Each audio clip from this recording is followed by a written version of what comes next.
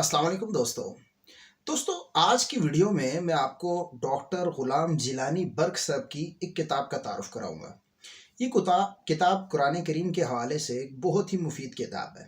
इससे पहले मैं डॉक्टर ग़ुलाम जिलानी बर्क साहब की एक और किताब का तारुफ करा चुका हूँ जो मोजमुल बुल्दान का खुलासा था, जिसमें इस्लामी शहरों और इस्लामी मकामात के मुतल्लिक तफसीली मालूमात थी। तो उसमें मैंने बहुत सारे मकामात पढ़कर भी दिखाए और उसके बताया भी कि इसकी मालूमात क्या क्या इन्होंने लिखी हुई है इस किताब में।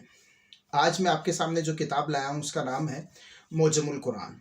ये टोटल एक जिल्द पर किताब है और 350 सफ़हात पर मुश्तमिल है। इसे फैसल ताजरान कुतुब लाहौर ने छापा है, अल फैसल वालों ने।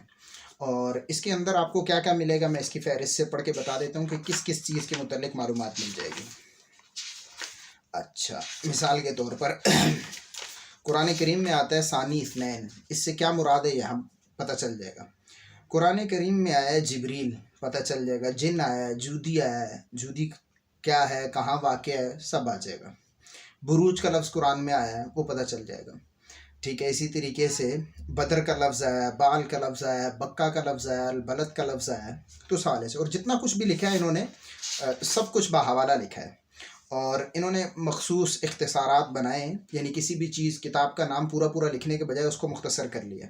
जैसे मिसाल के तौर पर अगर ये नीचे लिखेंगे अर्ज़, तो उससे मुराद होगा तारीख़ अर्ज़ुल कुरान, सैयद सुलेमान नदवी साहब की किताब।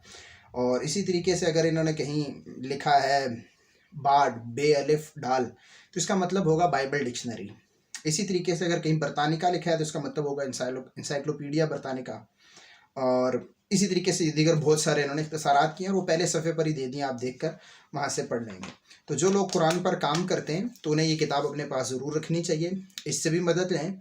और अगर आपको लगता है मजहबी लोगों को कदीम मजहबी उलूम पढ़े हुए कि इसमें कुछ कमियाँ हैं यानी उनके हिसाब से, तो वो अपने हिसाब से एक किताब लिखें।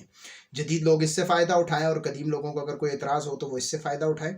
बहुत शानदार किताब है, दोनों को सामने रखेंगे तो इंशाअल्लाह बहुत ज़हन वसी हो जाएगा और जिस भी चीज़ के मुतल्लिक पढ़ रहे होंगे ज़हन बहुत क्लियर हो जाएगा। उम्मीद है आप इस किताब को ख़रीदेंगे।